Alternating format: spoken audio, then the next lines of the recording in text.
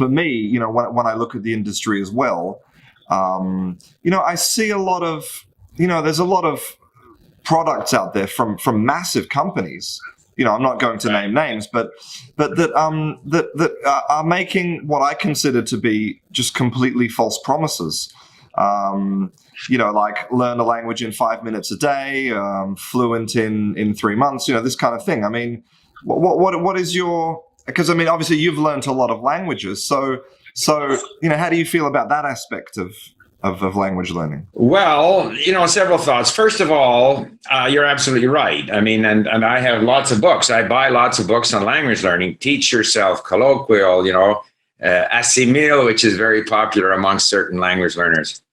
And they say things like, this book will take you to B2 in the language, or you will master such and such.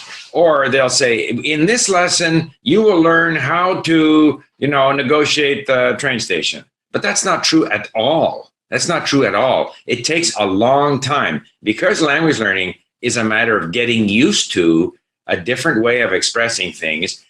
You actually have to train the brain in these new habits, and that doesn't happen quickly. It happens over a fairly long period of time. But there is one other consideration, and that is, I think, one of the most important things in language instruction is to motivate the learner. Because if the learner is motivated, they will go out and do all kinds of stuff themselves to learn. Obviously, if you set people kind of false expectations, then when they're sort of 3 weeks in and they realize this is going to take a long time, maybe they give up.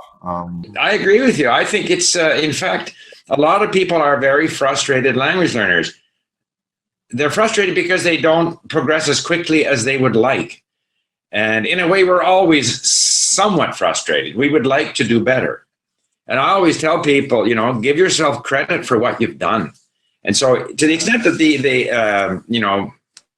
give people false expectations, I think it's a negative thing. So yeah, it gets them in the door. But when they discover, in fact, that they actually have to do it every day, at least an hour a day, that it's going to take a year and not 3 months. And even then they're going to be dissatisfied with all the things they don't understand and all the things they can't say and all the mistakes they make.